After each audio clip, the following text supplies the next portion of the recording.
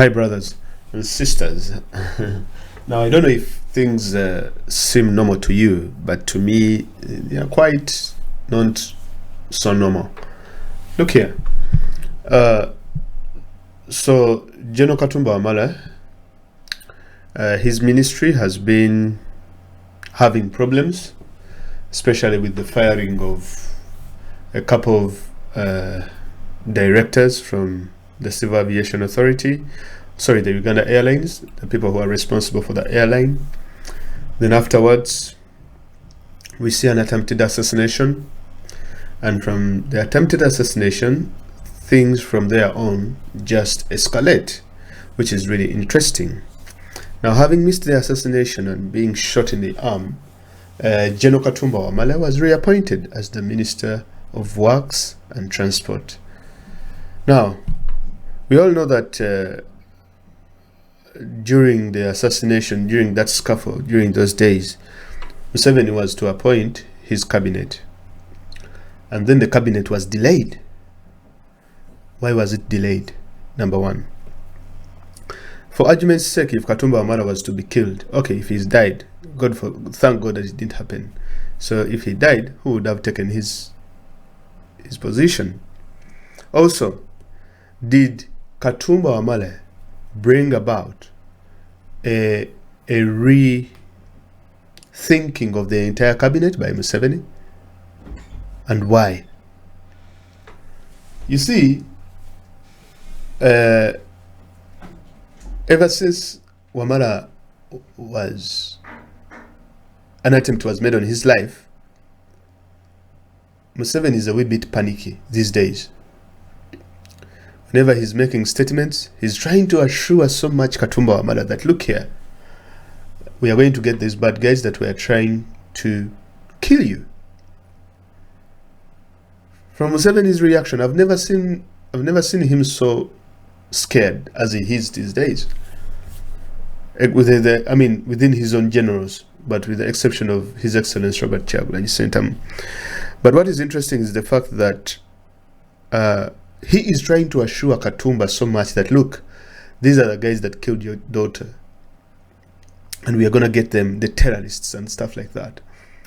And that is why you see the previous addresses that he has been making, the so-called State of the Nation, budget reading, and the recent COVID address, where he even had to call out a false witness known as Nachambade, and Nachambade had to assure the world that, hey, the killers of Katumba Wamala will be caught. I'm confident of that. So all of a sudden now it is taking a civilian like Nachambade, for argument's sake, to tell Katumba Wamala that, look here, the government, Museveni, will get the killers of your daughter, or people who were attempting to take away your life. For me, that is quite interesting. That why is Museveni all of a sudden now? Was it because, look here, there are so many reasons as to why you would go after a general like Katumba Wamala, and being the most decorated general in the central region of Uganda. Because some people, there's an argument where the people say that these murders happen because people are fighting for budgets within their respective security installations. For example, you can see Internal Security Organization going after the Uganda Police Force in order for the Internal Security Organization to be given more money than the Uganda Police Force. Now, you can realize now that Museveni all of a sudden ordered the police to install CCTV cameras in cars, in all VIP cars, like to install dash cams. I think that's what he meant. That now, for this to be taken away, we should install dash cams. But look here, you have not even solved the previous murders. So you're meaning, are these preventative? Does the dash cam prevent someone from committing a murder? If someone comes and wears a helmet, or if they just throw a grenade or RPG, does that solve the murder? So does that stop people from committing murders? No. What stops people from committing murders is if these people are caught, the real killers are caught, the real murderers are caught and put before the face of justice. And then they are put away for the rest of their lives. Because the same gun, as they claim, that killed the previous officers, it is the same gun that is being used on Katumba Wamala. Now, enough of that. Let me get back to the real point. Why was Katumba Wamala reappointed as the Minister of Transport? To me, Katumba was reappointed for matters of reassurance. Now, given the fact that when they were burying his daughter, Brenda, the late, RIP, the family came out and said, please take your positions, please take your ministries, and leave our Katumba alone. Leave our Katumba alive. Take your ministries and everything that you have given him. We want him alive. That's what the family said. Now Museveni comes out, delays the cabinet. All of a sudden, Katumba Wamala is reappointed in the same position, and I think yesterday or today, he has been sworn in. He has been confirmed by the parliament. So he wrote on a tweet saying that I would like to express my sincere gratitude to Museveni for trusting and reappointing me as the Minister of Works and Transport, Uganda, for 2021-2026 term. I pledge total loyalty and dedication to serving my country, Uganda, for God and my country. Now, as a president, as Museveni, I don't think that Katumba Wamala was reappointed because of his, because Museveni loves him so much, or because... Now, two reasons as to why Katumba was reappointed. Number one, it is consolation. It is just to console him from what happened. Literally, because Katumba was literally going to be dropped from the cabinet. He was going to be dropped. He wasn't coming back. Because what Museveni is doing is literally just cutting back any upcoming Central or Baganda generals, being a wee bit strategic. Because he created Katumba, like giving him all those positions, IGP, CDF, and all these other positions, now a minister. It was his turn to be kicked out, and just to remain as a mere observer, as an MP, but not a minister. And that is why you see in the ministry that he holds, he literally doesn't have any power. The power lies with the so-called Uganda National Roads Authority, which is headed by Allen Kagina. And that is why you see Allen Kagina is more visible than Katumba Wamala. Katumba Wamala is reduced to the roles of a PR for the Uganda National Roads Authority. Then you have things like the Uganda Road Fund, things like that, headed by a gentleman known as Niemanye or something like that. Those are the people that really hold the real power in works and transport, because that is where the money is, in the road fund as well as in Uganda National Roads Authority. Now, these are the things, for example, the Uganda Railways. There's no money in that. Civil Aviation Authority, yes, there is Civil Aviation Authority, but there is also Uganda Airlines. That's where the money is. Now, Katumba Wamala doesn't really have any power, but it's just there to, like any other ministerial positions that Museveni gives these people. But why was he reappointed? Number one, like I've said, it is consolation, just to console him. And number two is to keep an eye on him. For the very first time, Katumba Wamala is the first general to miss an assassination attempt on his life. Now, that is a big deal. It is a big deal. For you, if you think it's not a big deal, well, from the look of politics, it is really a big deal. Now, you either do two things. If at all you want to eliminate him, you either distance yourself from him and you're like, I don't want anything to deal with you. I've put you on the katebe, you go. I will even retire you from the army. So you create that rift between him and you. Or you can decide and say, you know what?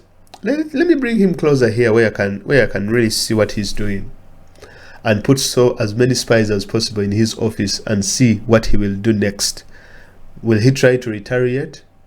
Will he try to exert any sort of revenge? And that is why Katumba Wamala was given that position, to keep an eye on him, to trail him, eavesdropping all the time, getting to know what is his next step. Now, for Katumba Wamala to accept the position, I believe that he must have done it tactically as well. And secondly, he knows that if he had turned down the position, it was an all-out war between Museveni and Katumba Wamala. That's what was going to happen, like it or not. And that is why you see reappointments like Gen Katumba is also in the same spirit of Katumba Wamala. Gen Katumba was supposed to be dropped.